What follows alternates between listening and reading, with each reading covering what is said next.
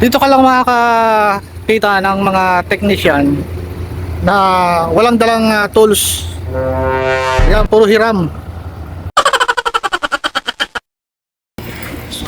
So ngayon, balik na naman kami sa rooftop.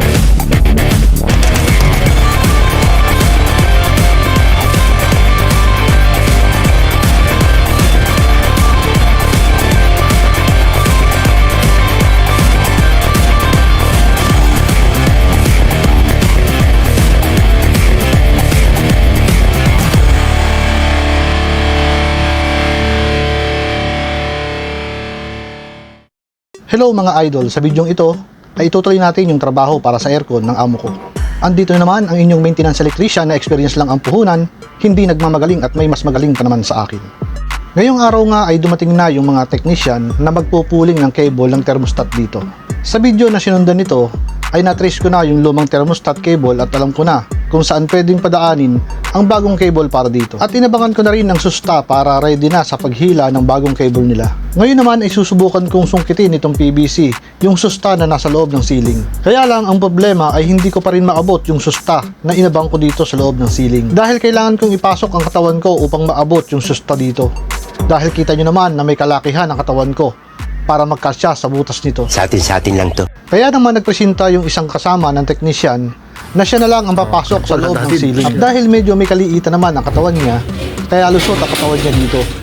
At maya-maya nga lang ay nakuha na niya ang susta na nakaabang dito. Alright!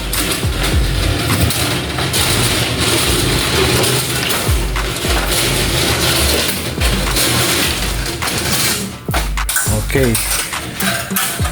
Ngayon naman ay piniprepare na nila yung cable na ipapalit nila. Ito nga pala ay 6-core cable na para sa thermostat. Dahil dalawang aircon ang kailangan palitan ng ganitong cable. Nung una ay tinanong ko yung engineer nila na anong size ng cable ang gagamitin nila. Ang sabi naman ay kakasya sa 3-port na PVC yung dalawang cable. Kaya lang mali ang expected nila sa inaakala niya na kasya yung dalawang cable sa 3-port na PVC pipe. Kaya naman ang mangyayari ngayon ay maghahanap uli kami ng bagong access para sa isang aircon. Kaya ngayon ay umakyat na kami dito sa rooftop upang hilahin yung unang cable.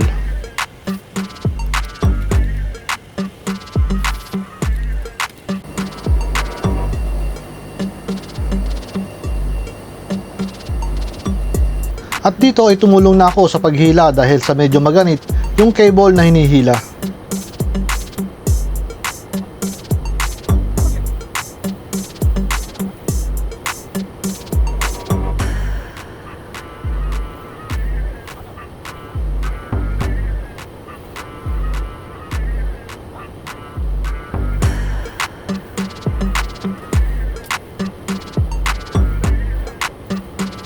At dito ay sinusukat lang namin yung haba ng cable hanggang sa umabot sa outdoor unit ng aircon.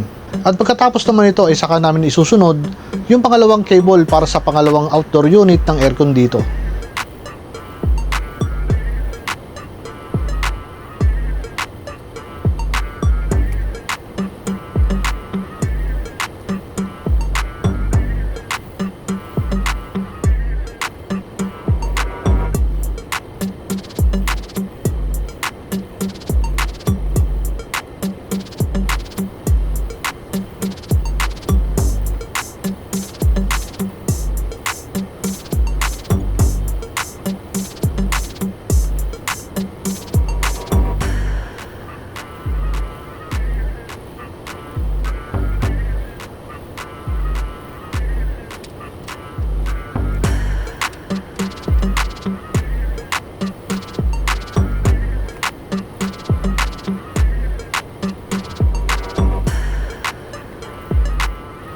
At ngayon naman ay binuksan na niya yung mga outdoor unit upang tignan kung nasaan ang control nito.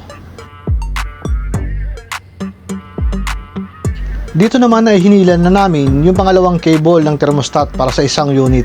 Hindi ko na naipakita sa video kung paano ko nakita yung pangalawang access ng cable dahil akit baba ako dito sa rooftop at pabalik-balik ako sa kwarto kung saan pwedeng makita yung pangalawang dadaanan ng cable.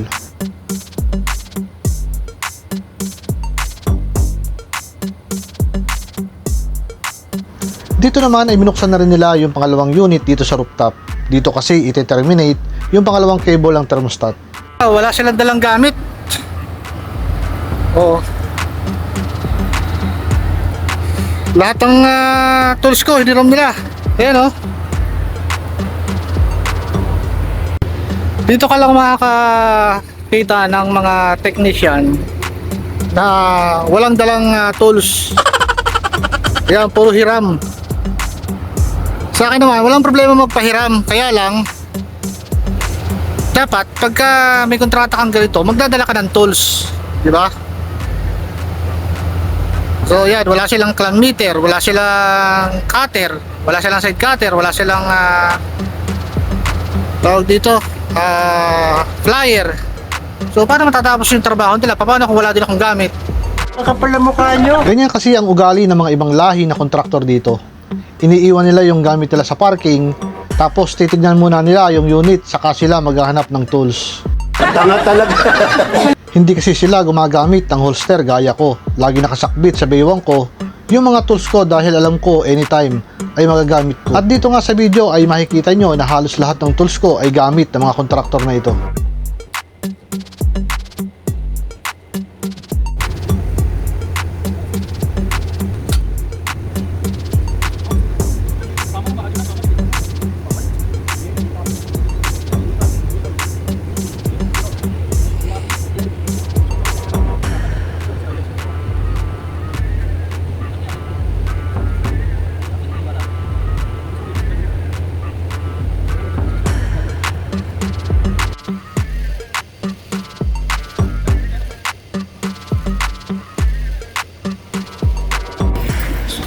So ngayon, balik na naman kami sa rooftop.